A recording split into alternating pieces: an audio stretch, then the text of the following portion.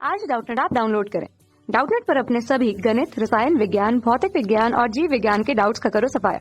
बस प्रश्न की फोटो खींचो, एक ही प्रश्न को क्रॉप करो और तुरंत वीडियो सोल्यूशन पाओ। अभी डाउनलोड करें। नमस्कार दोस्तों, हमसे पूछा गया है कि भवन की छत का क्षेत्रफल यहाँ पर दे रखा है 250 मीटर स्क्वायर है। इसके ऊपर तथा इसके समांतर 40 मीटर प्रति सेकंड की चाल से वायु बह रही है। यदि भवन के भीतर दाब वायुमंडलीय दाब के बराबर हो तो आरोपित बल का मान व उसकी दिशा हमें क्रमशः बतानी है, कौन सी होगी। जहाँ पर घनत्व दे रखा है यहाँ पर वायु का 1.2 किलोग्राम प्रति मीटर क्यूब दे रखा है, तो इन चारों में से कौन सा होगा हमें ये बताना है और दिशा भी बतानी है कि हमारा कितना बल लगेगा। तो देखो यहाँ पर हमारे पास क्या है कि छत है, एक छत है। यहाँ पर इसका जो का क्षेत्रफल दे रखा है वो कितना दे रखा है यहाँ पर ए बराबर 250 मीटर स्क्वायर, 250 मीटर स्क्वायर। अब यहाँ पर देखो छत के ऊपरी भाग पर यहाँ पर दाब लग रहा होगा हमारा P2, लेकिन यहाँ पर जो हवा चल रही है वो कितना है 40 मीटर प्रति सेकंड के वेग से यहाँ पर हवा चल रही है। तो V बराबर हमारा कितना है यहाँ पर 40 मीटर प्रति सेकंड। और ये हमारी छत के नीचे की तरफ से देखो वायुमंडलीय दाब है, मतलब कि जो हमारा भीतर का दाब है वो वायुमंडलीय दाब के बराबर है। तो P0 यहाँ पर हमारा कितना है P1 मान लेता हूँ इसमें, और ये वायुमंडलीय दाब के बराबर है। तो यहाँ पर लिख भी देता हूँ वायुमंडलीय दाब, वायुमंडलीय दाब। तो देखो यहाँ पर हमारे पास क्या है कि हवा बह रही है, उसके कारण यहाँ पर दाब में अंतर आएगा, और वो बर्नौली की प्रमेय से हम निकाल भी सकते हैं। दाब में अंतर के कारण होगा क्या कि जब दाब यहाँ पर एक तरफ से लग रहा होगा तो वो बल, मतलब कि यहाँ पर एक तरह से बल लग रहा होगा क्योंकि दाब में अंतर है। तो दाब में अंतर हम निकाल लेंगे तो उसको यहाँ से 250 से गुना कर देंगे तो वो हमारा आरोपित बल आ जाएगा।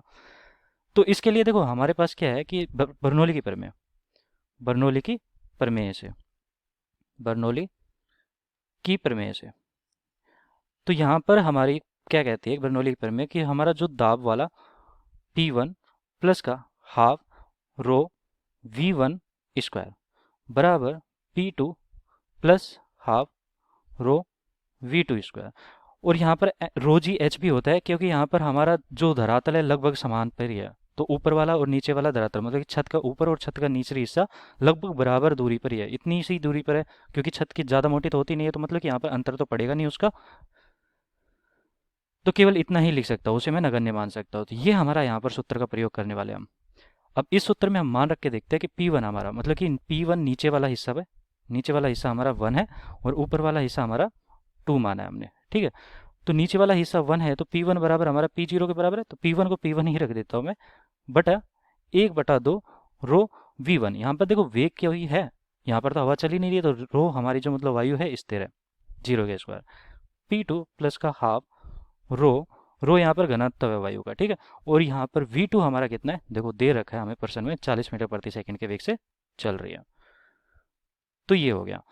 अब देखो यहाँ से मैं क्या कर सकता हूँ, P1 माइनस का P2 दाब में अंतर बराबर हमारा कितना आ जाएगा 1/2 रो 40 का स्क्वायर। अब यहाँ पर घनत्व भी हम रख देते हैं, तो 1/2 रो हमारा कितना है, देखो घनत्व दे रखा है हमें कि वायु का घनत्व 1.2 किलोग्राम प्रति मीटर क्यूब होता है। तो इसे रख देता हूँ यहाँ पर 1.2, और ये हमारा 1600 हो गया।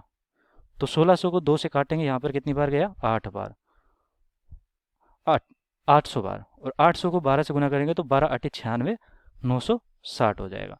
और ये P1 माइनस का P2 आ गया, मतलब कि दाब में अंतर आ गया हमारा। तो ये हमारा मात्रा क्या होगा इसका, न्यूटन पर मीटर स्क्वायर।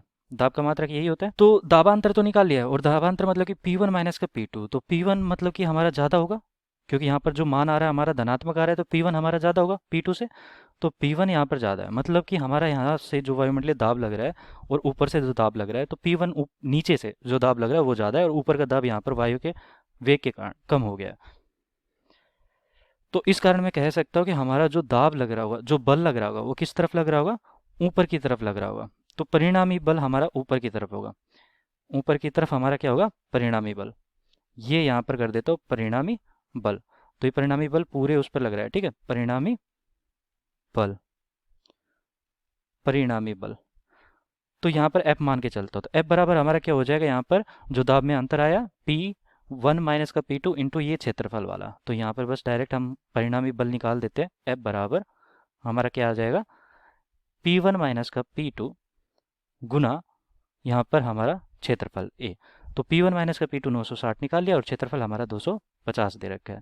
तो अब इसको हल करेंगे तो हम कैसे कर सकते हैं, ये देखो 4 से भाग दे दूंगा तो ये 2 4 हो गया, 25 को इससे गुना किया तो 2 और 4 और एक जीरो और आएगा, तो ये 2400 हो गया। और फिर उसके बाद एक जीरो हमारे पास ये है और एक जीरो और आ जाएगा।